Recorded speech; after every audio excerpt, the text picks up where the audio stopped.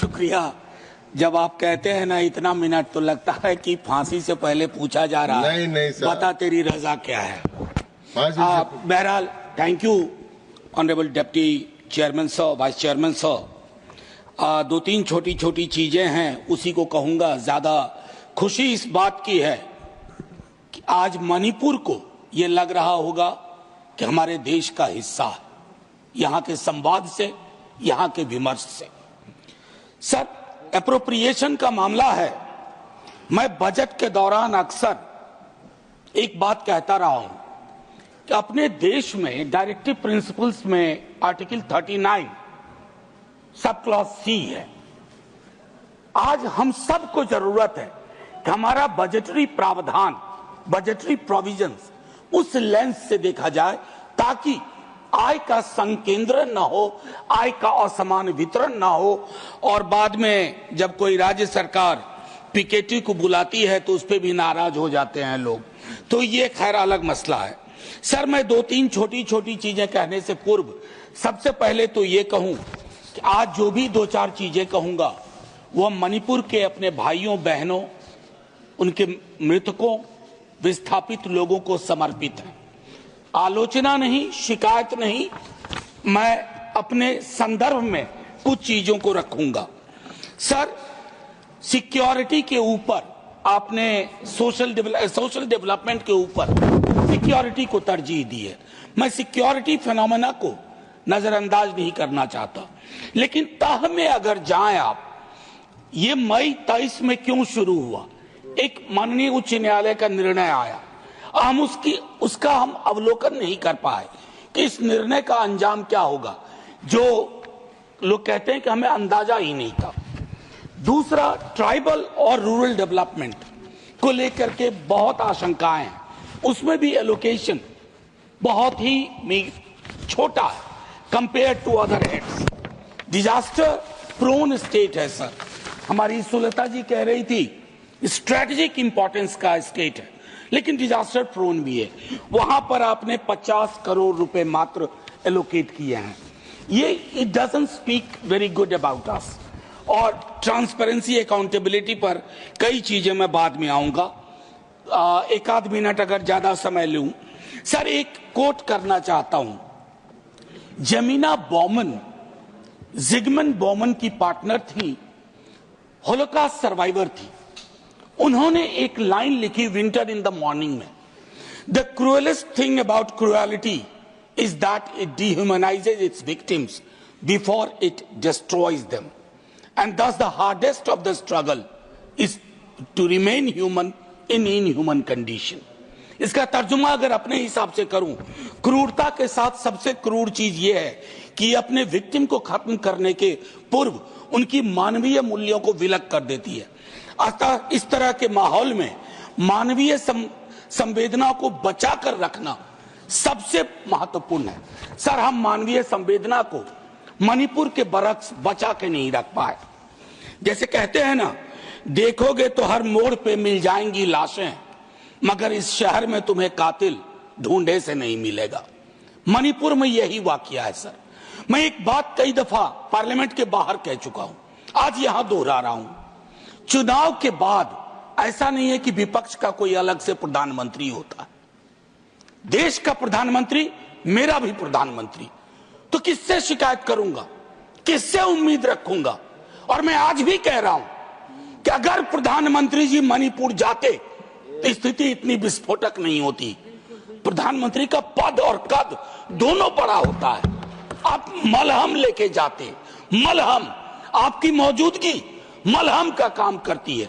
ना जाने क्यों बचपन से पढ़ते आए, कश्मीर से कन्याकुमारी, मणिपुर से मध्य प्रदेश, ये सर नफरत के बारूदी कारोबार ने इस देश को बहुत ऐसे संकेत दिए हैं जो अच्छे नहीं लगते हैं सर, प्रीतिकर नहीं लगते हैं, अनसेटल करते हैं, परेशान करते हैं। मणिपुर इसका उदाहरण है, देश के अलग अलग हिस्सों में इसके उदाहरण है। मेरा सिर्फ इतना कहना है सर, आज तक कोई मुल्क तरक्की की राह नहीं चल पाया अगर उसकी समुदाय के लोग, अलग अलग समुदाय बारूदी नफरत के कारोबार में लगे रहे। ये सीखना होगा सर। सर, लोगों का भरोसा मणिपुर में संस्थाओं से बिल्कुल उठ सा गया है। ये मैंने अपनी आंखों से देखा है सर। मैं संसदीय पार्लियामेंट्री ग्रुप ऑफ मेंबर्स के साथ गया था सर। मैं वहां की गवर्नर साहिबा से मिला, हम सब मिले सर। उनके अंदर जो भाव था, जो पीड़ा थी, वो पीड़ा मैंने दिल्ली दरबार में नहीं देखी सर। दिल्ली दरबार में उस पीड़ा का शतांश भी होता तो आज 2 वर्ष तक मणिपुर को इंतजार न करना पड़ता इस बहस के लिए, इस बातचीत के लिए। शायद आज उन्हें लग रहा हो, एक संदेश गया हो कि वो भी इस देश के हिस्सा है, क्योंकि काफी डिलेड रिस्पांस रहा हमारी ओर से। एक पीस पैनल बना माननीय उपसभापति महोदय, बनने के काल से ही, निर्माण काल से ही वो कंट्रोवर्शियल रहा। उसके कंपोजिशन को लेकर के, उसमें जो अलग अलग सदस्य थे और उसमें जो भावनाएं थी लोगों की, लोगों ने कहा कि इस पैनल को, और वो पैनल एक भी दिन काम नहीं कर पाया। सर, कल्पना करिए माननीय उपसभापति महोदय, जलते हुए मणिपुर में, हिंसाग्रस्त मणिपुर में एक पैनल बना पीस का, और उस पीस पैनल की एक मीटिंग ना हो पाई हो। सर, आर्म्स टूटे गए। अभी हाल में लास्ट डेट 2 बार एक्सटेंड किया गया कि हथियार लोग लौटा दें। मुझे जानकारी नहीं है कितने हथियार लौट के आ गए और कितने नहीं आए। हमको लगता है कि संभवतः मंत्री जी अपने रिस्पांस में ये बताएं। लेकिन हथियारों के लौटने से महत्वपूर्ण सवाल यह है, समुदायों के बीच की खाई को पाटने के लिए हम क्या कर रहे हैं। सर, खाइयां यूं मैं नहीं कहूंगा कि आपके दल ने पैदा की है। खाइयां रही हैं देश के अलग अलग हिस्सों में, लोगों के बीच में, इतिहास की समझ को लेकर के, वर्तमान की चुनौती को लेकर के। लेकिन सर, सुलह इस देश का डिफॉल्ट टेम्पलेट था। Peace building was the default template. हमने उस डिफॉल्ट टेम्पलेट को खारिज कर दिया है सर। क्षेत्रीय असंतुलन जो सामुदायिक असंतुलन में भी तब्दील होता है, और वो सारी चीजें, उस तरह के असंतुलन समुदायों के बीच की दूरी को और बढ़ा रहे हैं।